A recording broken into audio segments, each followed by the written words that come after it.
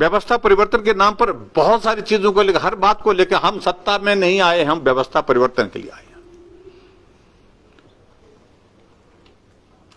Supreme court का निर्णय एक में नहीं, चार बार आ चुका है, हाई कोर्ट और सुप्रीम कोर्ट के निर्णय है, लेकिन उसके बावजूद व्यवस्था परिवर्तन करने वालों ने 6 सीपीएस को बना दिया है।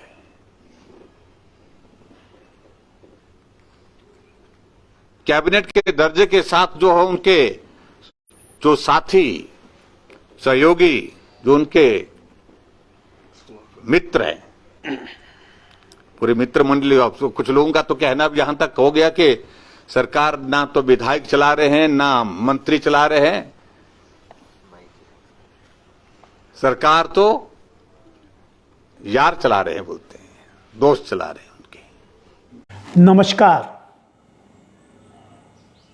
आज के पब्लिक पंच कार्यक्रम में आपका स्वागत है। विधायक हो रहे हैं दरकिनार और सरकार चला रहे हैं यार। ये आरोप आज पूर्व मुख्यमंत्री जयराम ठाकुर ने सुखविंदर सिंह सुक्खू की सरकार पर लगाया है। आज जयराम ठाकुर धर्मशाला में थे और धर्मशाला में उन्होंने पूरी तरह से सरकार को घेरते हुए ताबड़तोड़ प्रहार किए। उन्होंने कांगड़ा की दुखती रग पर हाथ रखते हुए कहा कि क्षेत्रीय संतुलन साधना चाहिए था। प्रदेश के सबसे बड़े जिला कांगड़ा को नजरअंदाज किया गया है। हम जब सरकार में थे तो हमने 4 पद कांगड़ा को दिए थे। संस्थान बंद करने के मुद्दे पर भी उन्होंने पूर्व सरकार का हवाला देते हुए कहा कि 21 डिग्री कॉलेज पूर्व वीरभद्र सरकार ने खोले थे, जिन्हें हमने चलाया है।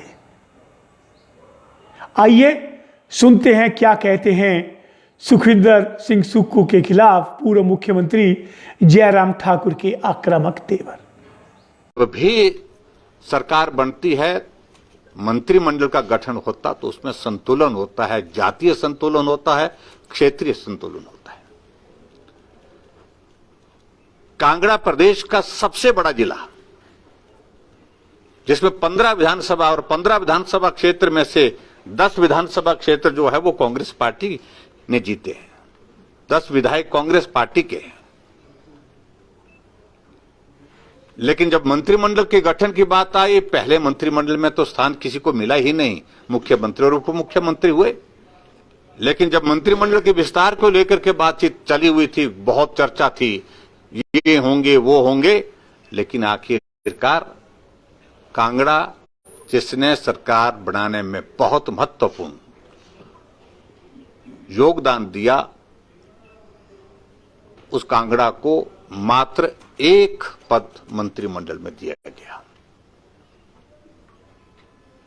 और हमारी स्पष्ट मान्यता है, हमने हिमाचल प्रदेश में हमारी सरकार के दौरान हमने मंत्रिमंडल में शुरू के दौर में ही हिमाचल प्रदेश में कांगड़ा जिले को 4 स्थान दिए थे।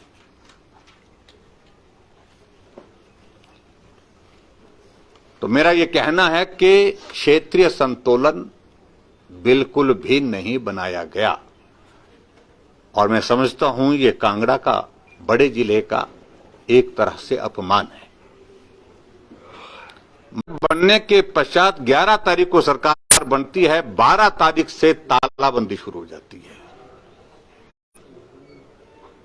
और क्या किया, तारीख 1 अप्रैल 2021 के बाद जितने भी संस्थान हिमाचल प्रदेश में डेवलपमेंट के लिए जो हमने खोले थे, भारतीय जनता पार्टी की सरकार ने खोले थे, उनको बंद करने के, उनको डिनोटिफाई करने की जो है प्रक्रिया तेजी से शुरू की। हमें समझ आता कि अगर उसके लिए रिव्यू करने का एक प्रोसीजर अडॉप्ट किया होता,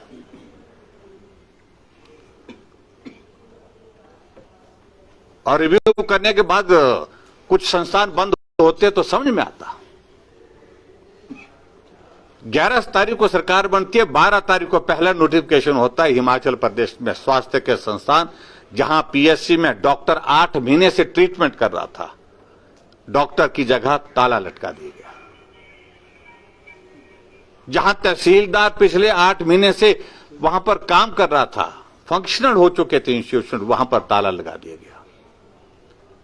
जहां एसडीएम बैठता था, पिछले 4 महीने से एसडीएम वहां पर काम कर रहा था, ताला लगा दिया।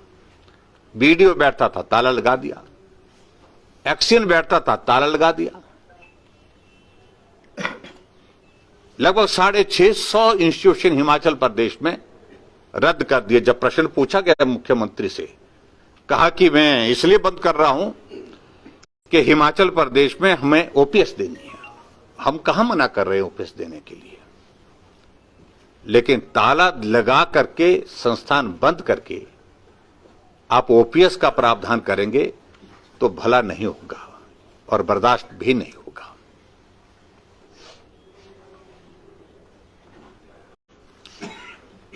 और एक चीज को लेकर बार बार कहने की उनकी आदत पड़ गई है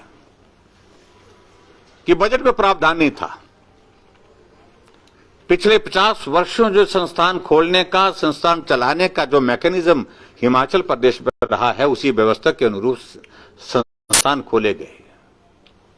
संस्थान तब खोले जाते हैं जब मुख्यमंत्री किसी विधानसभा क्षेत्र में जाता है, वहां के जनप्रतिनिधि, वहां के विधायक मांग उठाते हैं कि हमारे क्षेत्र के विकास के लिए संस्थान की आवश्यकता है, और मुख्यमंत्री सारी चीजों का आकलन करने के बाद अपने विवेक के आधार पर वहां पर घोषणा करते हैं, और वो घोषणा कैबिनेट के एजेंडे के रूप में कैबिनेट में प्रस्तुत होती है, और कैबिनेट उसका निर्णय करती है, कैबिनेट फैसला करती है। इसलिए मेहरबानी करके हम उनको कहना चाहते हैं, मुख्यमंत्री महोदय जी को, हमारा मार्गदर्शन आप मत करिए। संस्थान कैसे खोले जाते हैं? वीरभद्र सिंह ने 1 महीने में 21 डिग्री कॉलेज खोले थे हिमाचल प्रदेश में जाते हुए,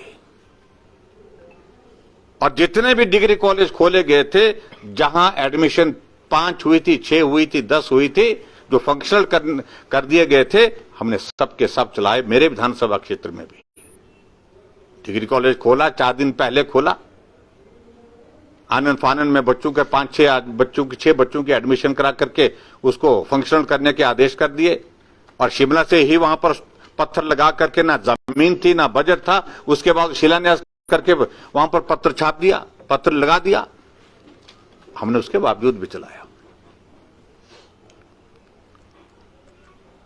और दूसरी बात, कैबिनेट के निर्णय को रिव्यू करने की, उनको बंद करने की जो ताकत है, पावर है, वो कैबिनेट को ही है।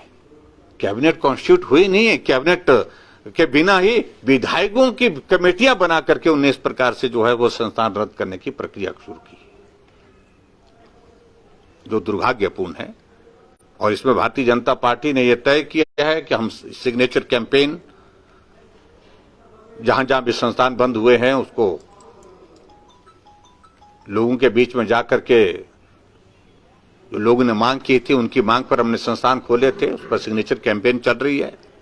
और आने वाले समय में उन मुद्दों को लेकर के हमको सड़क पे भी उतरना होगा, तो निश्चित रूप से वो भी करेंगे। एक सरकार का कार्यकाल 5 साल के लिए, मैंडेट इज फॉर 5 ईयर्स,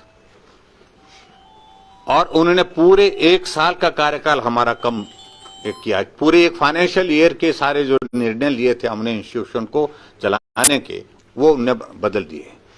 आने वाले समय में यही परंपरा आगे बढ़ती रहेगी तो 1 साल का नहीं, पूरे कार्यकाल का ही विचार करना होगा फिर। और मुझे मालूम नहीं कांग्रेस पार्टी की सरकार कितने दिन रहेगी, मैं उस बारे में अभी कुछ कहना नहीं चाह रहा हूं।